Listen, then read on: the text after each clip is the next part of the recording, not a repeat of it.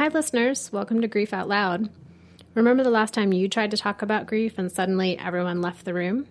Grief Out Loud is opening up this often avoided conversation because grief is hard enough without having to go through it alone. We bring you a mix of personal stories, tips for supporting children, teens, and yourself, and interviews with bereavement professionals. Platitude and cliche-free, we promise. Grief Out Loud is hosted by me, Janet Cristofaro, and produced by the Dougy Center for Grieving Children and Families in Portland, Oregon. Imagine a teenager who stops playing their beloved soccer, starts answering to questions with just one-word responses, and refuses to help out around the house. This is a teen who also experienced a death in the past few months, leaving their caregiver wondering, is this grief or is this just normal teen behavior?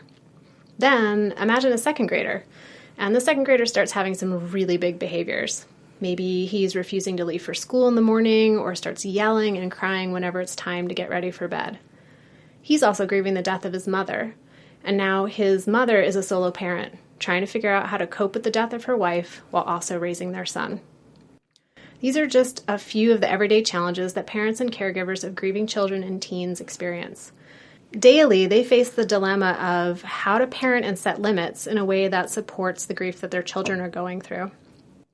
So, since we run peer support groups at the Dougy Center and don't do counseling or therapy, I decided to reach out for some help for how we can sort through this big concept of how to parent while also grieving. And thankfully, I found Dr. Kitty Hufstetter. Hi, Kitty. Hello. Thanks for being a guest today on the podcast. Oh, no problem. I'm happy to be here. And Kitty, I didn't want to introduce you, so can you tell us a little, what's your story? Why do you know the answer to these questions? Well, I'm a licensed clinical social worker in the state of Oregon, and I have been working with children and families. My primary focus in my career has been on children's mental health.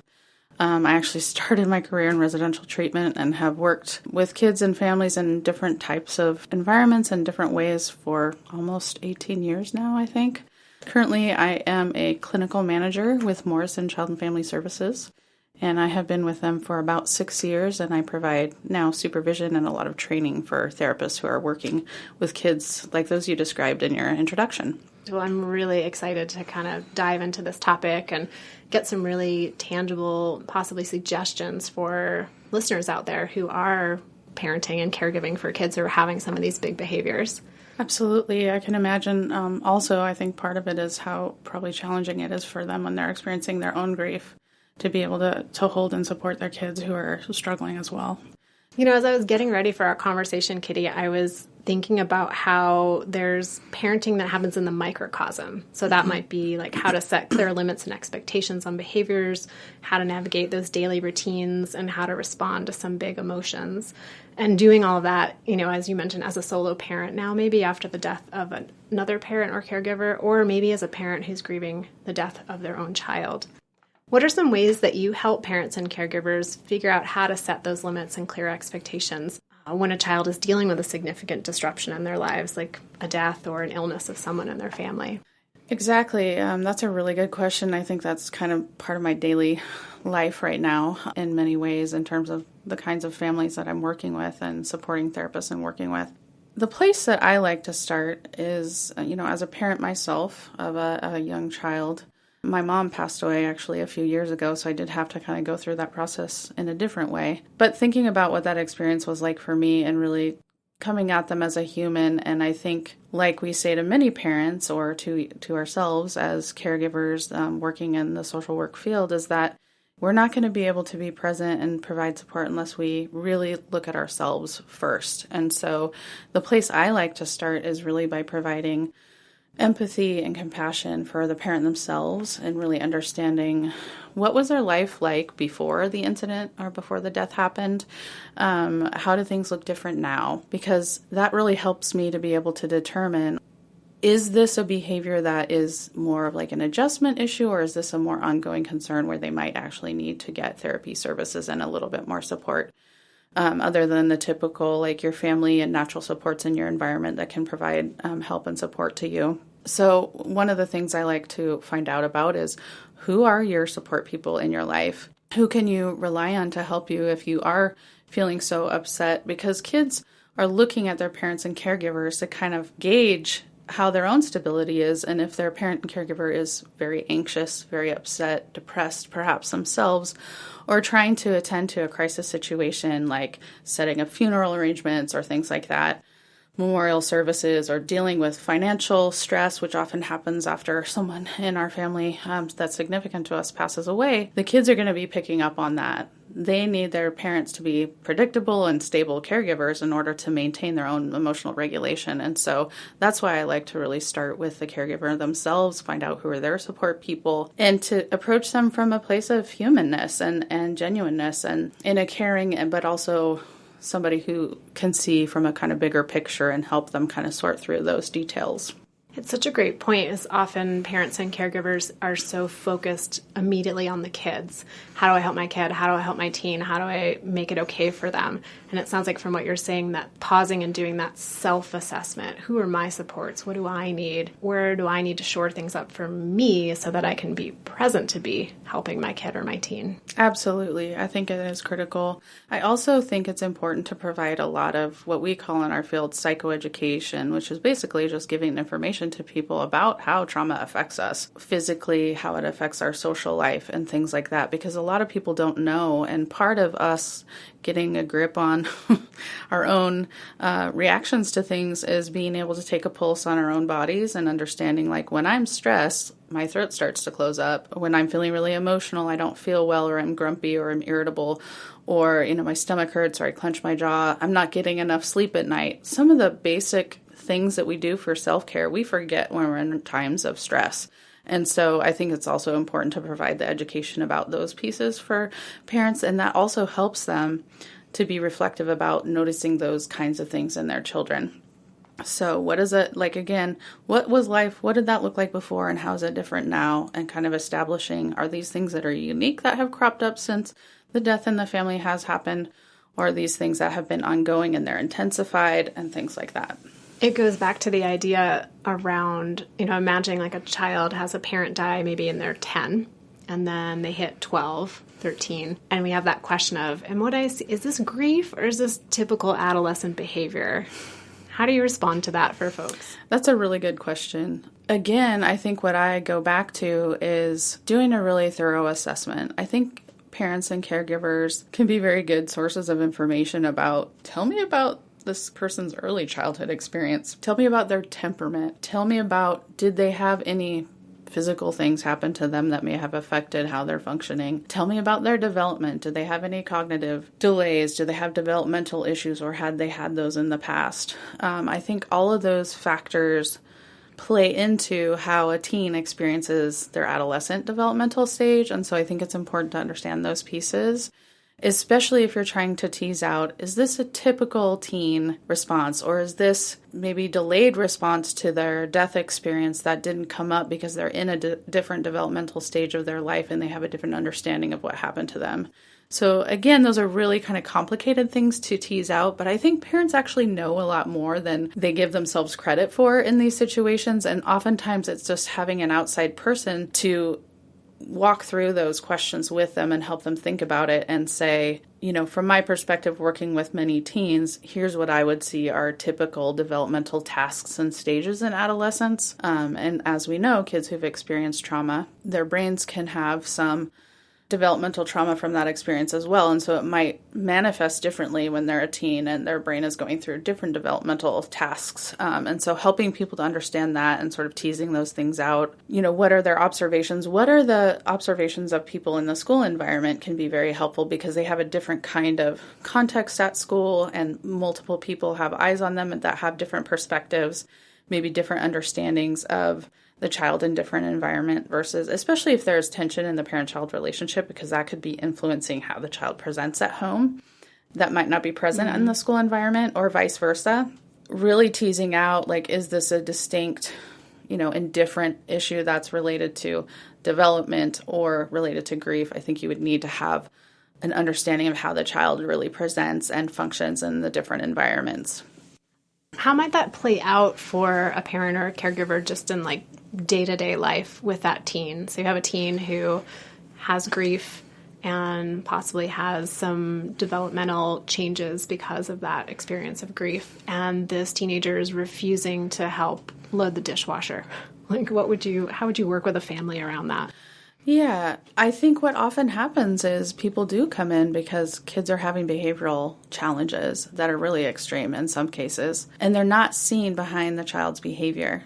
They're focusing on the surface problem, which is really a symptom sometimes of a larger issue like grief, having experienced a traumatic, experience, especially if they've had other losses or traumas in their life. That's going to get compounded with anything new. And so where I would start with them is to try to, again, provide psychoeducation about trauma and how it impacts the brain and child development.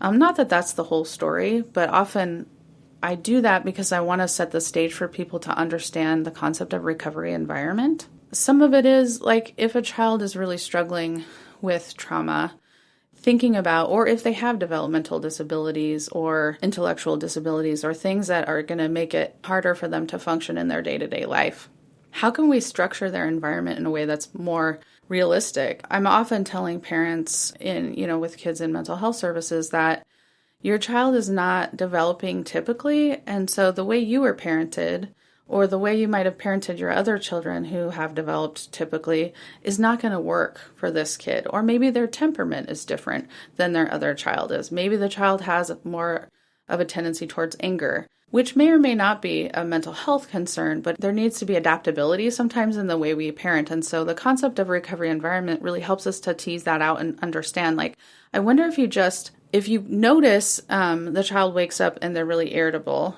and then they're refusing to unload the dishwasher. Can we just problem solve that and find a different time to do that? So some of it is like reducing the overall like anxiety and tension in the relationships in the home, and then trying to foster more of a connection, finding out what are the coping skills of this family, what is the coping skills of the parent, what's the coping skills of the child. Just building their connection a little bit more, finding things that they enjoy, especially with teens. Often there's so much tension and frustration in the relationship, even with typically developing teens, that people stop enjoy spending time together. And so if you can kind of reduce the overall level of attention in the relationship, I think then what you begin to see is people actually relaxing a little bit and enjoying, and then the kid would be a pathway for them to open up a little bit about what they're struggling with. And sometimes it is helpful to have an outside person, a therapist or a school counselor or, a pastor or someone in their community who isn't involved in the relational struggle, who has that outside perspective that they both trust and can help facilitate them having more dialogue around what the conflict is, even problem solving little things like dishes. But usually I see those as a symptom of a larger kind of underlying issue, whether that's someone has a mental health problem or they're experiencing trauma memories and they're not sleeping well, whatever that is. Yeah, and in the situation of grief, families can have that additional tension because they're grieving in different ways, or their relationship is a reminder in some way of who isn't there anymore in the family. And so there are going to be so many layers that add to that disconnect. And it sounds like what you're saying is really helpful for families to find a way to rebuild a human connection with one another so that the negotiations around the behavior maybe get a little bit more peaceful or available. And what I find sometimes too is that those little conflicts that happen, like not taking out the dishes or not following through with chores, those are actually easier for people to focus on than some of the bigger, like larger feelings around, I'm really afraid I'm going to lose you because I lost my other parent, or I lost my grandma, or whatever that, or I lost my brother or sister, or I'm so angry at you and I'm projecting all this anger on you because I miss my partner and they're not here to help me. Those kinds of things. And I think your point about grieving styles is very well taken, because sometimes a parent and child have different grieving styles, and the parent will come in and say, there's something wrong with my child. They're not crying about this and they're not upset about this. And I was like, well, wait a minute, let's step back and let me share with you that actually people grieve differently. And that doesn't mean that there's something wrong. Here's what you might look for to see if there was more of a concern. But I think that sometimes when we're in a crisis situation ourselves and we're like, why doesn't it seem like this is bothering them? It's helpful to have that outside perspective to say, well, have you thought about it this way? Or have you considered this? And I still think it's not that, we're the expert. It's that the parents really have a lot more information than we give them credit for. It's just helping them to see it maybe from a different perspective. And that they give themselves credit for, as you said. What about in the situation around, I'm thinking maybe particularly around younger kids, 5, 6, 7, 8-year-old, 10-year-old, and there's some really big behaviors that maybe are a safety concern in some way. So kids who start hitting or kicking or just being unsafe in some way. My suggestion for that would be to see that within the context of a traumatized child. And what we know about people when they experience trauma is that when they are triggered, whether there's an actual threat or not, it could be just a perception of a threat, or it could be an internal trigger like feeling hungry that reminds them of something. And their body's already responding to those triggers before they're even consciously aware, because the part of our brain that's our thinking brain is totally offline when we're in that kind of angry state as humans. And so helping parents to see it that way, because sometimes language is not going to work, and giving kids, if you're escalated and you're responding to an escalated child, it's just going to increase their perception of threat and make it more intense and bigger. So while it doesn't feel like the right response to say, actually what's going to be helpful is to be calmer and to use calm voice tones and really paying attention to your body language, because really what kids are paying attention to, or humans in those moments when they're very stressed and having a trauma response, is much more nonverbals. And so moving really slowly, using softer voice tones. What I like to say from Dan Siegel's work, who's a famous neuroscience person and does lots of trainings, he talks about connecting with the right brain, which is the part of the brain that's responding when we're experiencing a perception of trauma or a traumatic experience. So if a kid is having big, unsafe behaviors, finding somebody that they will relate to who's not a trigger for them. I'm often talking to school personnel about this. If you're the person in a conflict with that kid, you staying there and giving, directives is not going to be helpful. Having another person come in who's calmer themselves, just by nature of our human biology, it's not wrong to have that response when someone's being threatening. But it's helpful to have a calm person who's not escalated come in and connect with the child. And then when they're calm, then you can do the problem solving. Then you can talk about appropriate consequences. Then you can help the child develop the self-awareness. If it's a very young child, they have a hard time finding the words to explain that they need emotion coaching and some explaining about, like, when your tummy gets this really upset, there's butterflies in there, and let's take a deep breath and get those out. That's when the skill building and stuff can happen. But a person needs to be in a calm state before they're able to do that. And so I would suggest getting support from a professional person who can work with the child and the parent around getting them in an overall state of more calmness.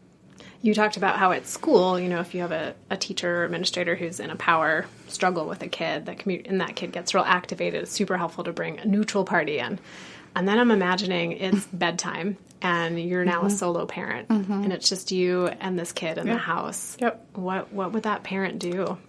That does happen a lot. And being a parent myself, I have directly experienced that fun. And I think, again, that's where I really come at it from compassion and non-judgment, and trying to stay in a place of creativity with the parent and saying, is there a place where you can go that's separate, if the child is not totally being unsafe? Or can you just start to shut down a little bit instead of interacting with them? Like, really problem solving those specific situations. And bedtime can be very difficult for kids who've experienced trauma. And so I'm not surprised when people say, I can't get my child to go to sleep and I'm exhausted and it's turning into these huge blowouts. A lot of times I recommend making like a sensory toolkit for the child. When they're in a calm space with a parent and child together, they can make something with some tools in it that can be soothing to the child at bedtime. Soft music, soft light, no electronics, no tablets. That's a whole other battle. Yes, as much as possible. I mean, within reason. I know people are doing the best they can. And so, again, I don't want to come from a place of judgment. And sometimes it doesn't work, or something different works the next time. And so trying to stay in a place of creativity as much as possible. But, if you need to take a break, if you need to take a time out, that's actually modeling something really good for your child. And I would say, hey, buddy, I can't do this right now. Mommy's really upset. I need to go take a break. I'll be back in 5, and then go and take some deep breaths or do whatever it is that's going to be helpful to calm down and come back to the situation when you're not as escalated. Yeah, so doubly helpful because you get to calm yourself down and then you model to the child, here's what you can do when you get really absolutely activated. And it's okay to do that. There's no shame in that. We all need to take breaks when we're frustrated with things so that we can bring our best self to those circumstances. So we started talking about the more microcosm pieces of the day-to-day dynamics in a family. And I'm wondering, too, about the macrocosm, like the dynamics that can happen in the family that get affected by an illness or a death or some other big life disruption.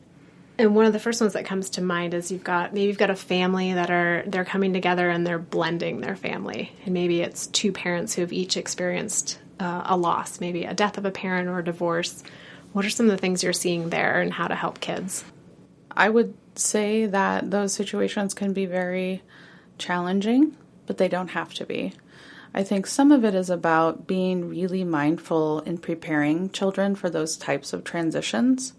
I think a lot of times parents get stuck and forget to think about what are the things, knowing my child and being the expert on how my child is. What are their struggles? What are their worries and anxieties? Is it important for me to say to them, I love this person and care about them, and I know they're not going to replace your dad or your mom or your grandma or grandpa or whatever that constellation looks like. Because I think that children experience divided loyalties even when, someone has died or, there's divorce. That's obviously a situation. And so, with blended families, if there's other parental involvement that are not living in the household, then I think some of it is making sure that there's co-parenting that's happening in a positive way, that the parents are in charge of communication about adult topics.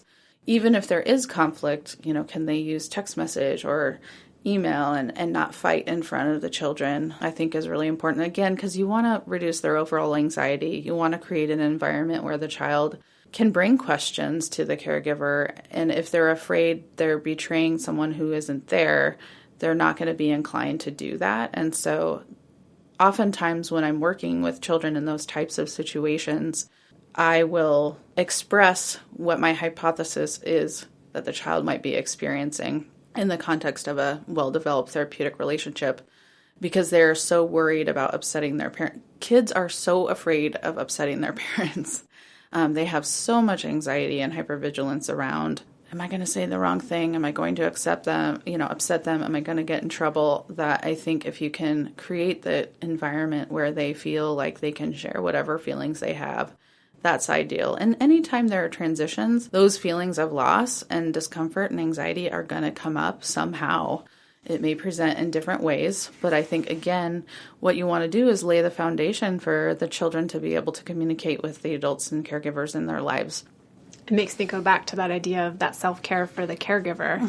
So if you're sitting with your child and you're creating an environment where they can express openly, and maybe they say some things that are really hard for you to hear, okay, what's my self-care plan so that I can stay present and make that an environment that is conducive to kids sharing openly?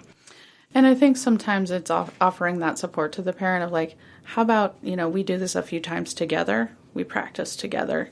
And because many times they have big emotions too that come up for them, like you said, in those conversations, and they can become tearful. And I'm not saying it's wrong to be emotional in those conversations. I think what's important to let the child know is, yeah, mommy's crying and mommy's upset right now, but I'm going to be okay. We've gotten through this together and things are going to be okay. We're just transitioning right now. And so we're going to have some things we need to work out that are different than they looked before. But mommy still loves you so much and nothing about that is going to change. Again, predictability, consistency, unconditional positive regard. Those are kind of the pathways of a well-regulated system. How about the situation of a foster family and they've got a kiddo that they're caring for, and they get news that that child's bio family member has been diagnosed with an illness or has died? That is a difficult question, a sad situation for sure. Again, some of it would depend on the circumstances. Did the child have a relationship with that person or did they not? I mean, sometimes when children are in foster care, they've never had a relationship with a bio parent who passed away or became diagnosed with an illness. And so again, I think it's stepping back for a minute and thinking about what are the circumstances in the kid's life right now? How stable are they?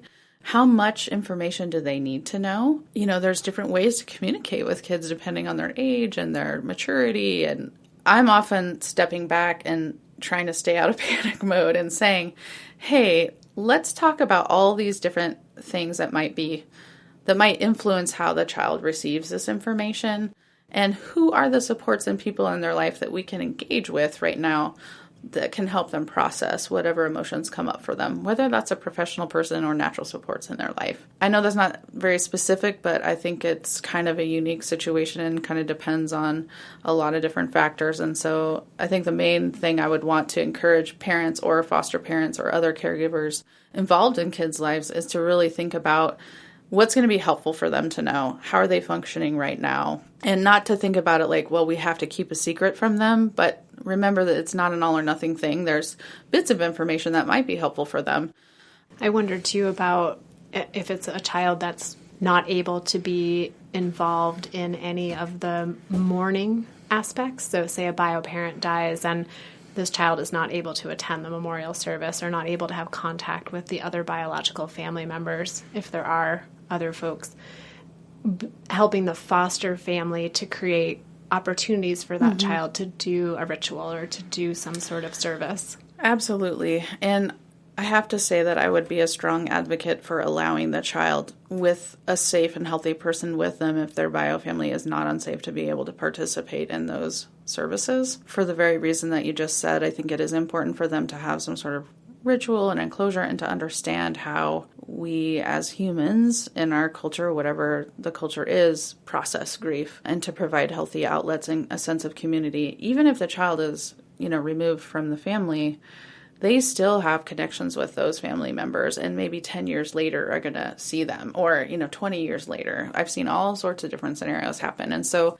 I'm not an advocate for cutoffs. I think sometimes cutoffs are necessary, but I would probably try to find a creative way to make it somehow, even if it's just the things that you suggested, like maybe them writing a letter to the person who's passed away if they can't attend the memorial service and having the foster parents give it to the caseworker so the caseworker can give it to the family members, or lighting a candle for that person, or thinking about what are the rituals and practices in the culture of the family and how can they integrate some of that with the child so that they have a way to understand how to process grief.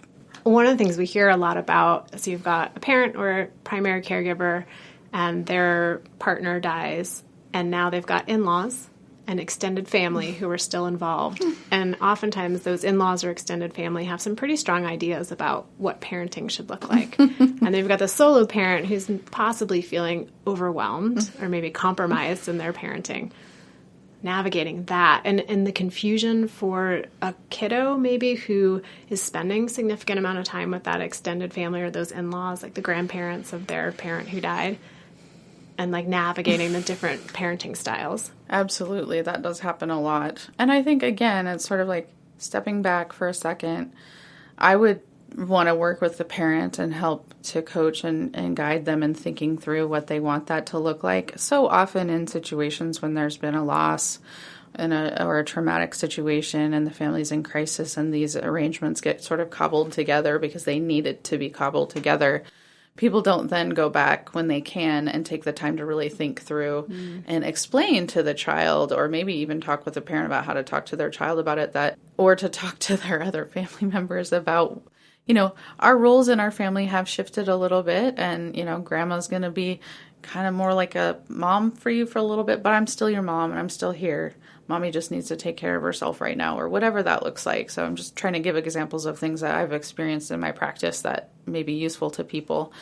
But I think it can be, again, those kind of transitions can be anxiety provoking in the family system because they're different and roles change. And so it's just important to be thoughtful or have somebody that can help to think through those things. And I think, again, it's like parenting in the context of separation and divorce. There's different caregivers that maybe have different caregiving styles. So what is the communication like between the adults? Because it shouldn't have to filter through the kid, and we want to try to keep them stable and have as less anxiety as possible and be able to focus on their own developmental tasks and grieving if that's what they need to do, instead of worrying about grandma and mommy are mad at each other because grandma told me I couldn't do that and mommy said I could, or like whatever it is. When the family has an opportunity, really sitting back and saying, hey, let's connect about this. I am the mom. These are the expectations. Because we would want to have consistency as much as possible in expectations for the child. Again, predictable, consistent environments or recovery environments for kids, and optimal environments for development for typically developing kids too. And so I don't want to pathologize all kids who've experienced loss, because not everybody experiences pathology. That's sort of my bread and butter, so that's what I'm more familiar with, but it also applies to everyone. And so really helping people with their communication and to think through those situations and talk about creatively, like what makes sense in this situation.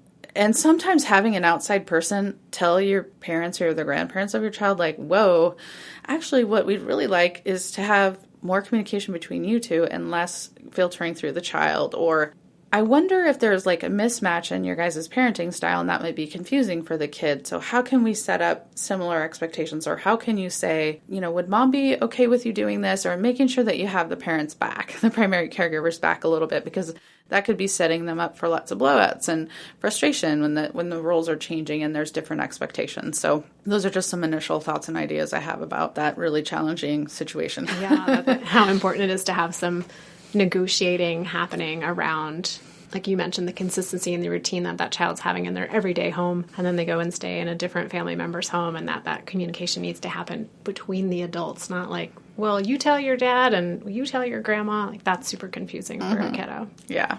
All right, my last one for you today is around dating. So many families, primary caregiver dies, other primary caregiver maybe starts to date. And that can be intense for kids and for teens. And a lot of the parents we talk to say, I don't really know how to like introduce that to my kid. How much power do I give them over that? Any thoughts or suggestions? Yeah. I would say that, again, from my standpoint, I think preparing the child for that is important. So even though it might be kind of anxiety-provoking for the parent themselves to start thinking about, I want to put myself out there a little bit, it's okay to communicate with a child about that, thinking about what is it that they need to know. They're not their friend, right? The reason you would be telling them that is because you would want them to feel safe and comfortable and know that you still love them just as much and that it's not going to change the love that you had for their deceased parent. So some of those, like giving some words and language for the parent to have that conversation depending on the age of the child. I think the parent needs to be in charge, though. I don't think they should give the kid control over the situation because, again, that's too much responsibility for a kid. Adult stuff is adult stuff, and that can be really problematic for kids to be put in that kind of a confidant role. It's too much responsibility, and it can get overwhelming and really stressful for them. I know why that happens, and I'm not judging people for that, but I don't recommend it.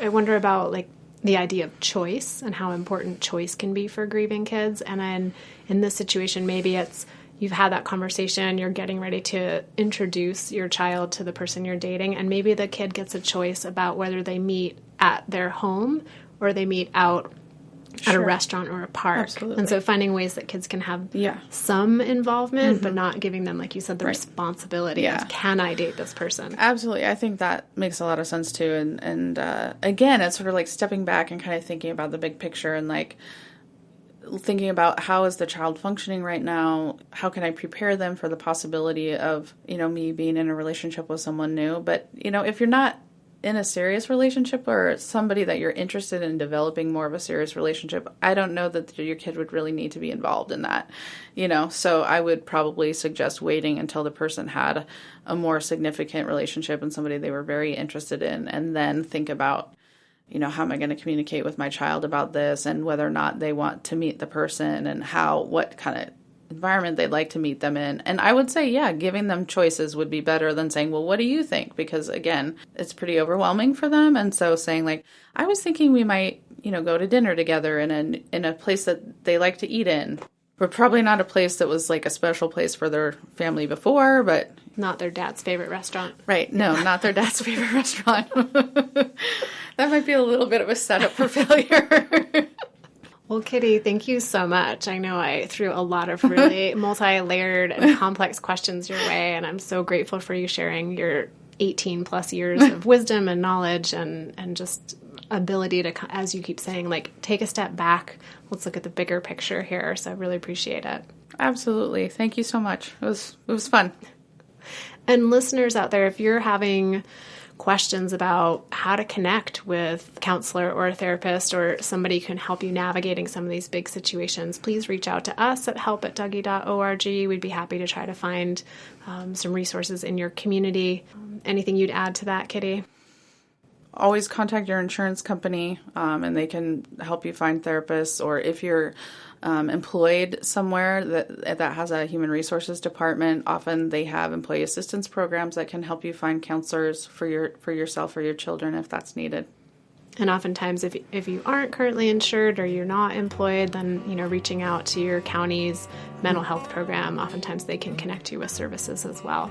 And for anyone out there who is listening to our podcast for the first time, welcome. And you can find all our past episodes at our website, dougy.org. You can also find us on Apple Podcasts, Stitcher, any other podcast platform you're using. And many of our topics come from you, the listeners. So if you have an idea of something you'd like to hear us talk about or someone you think would be a great guest, reach out to us again at that help@dougie.org email. And thanks for listening. Hope you'll join us again next time.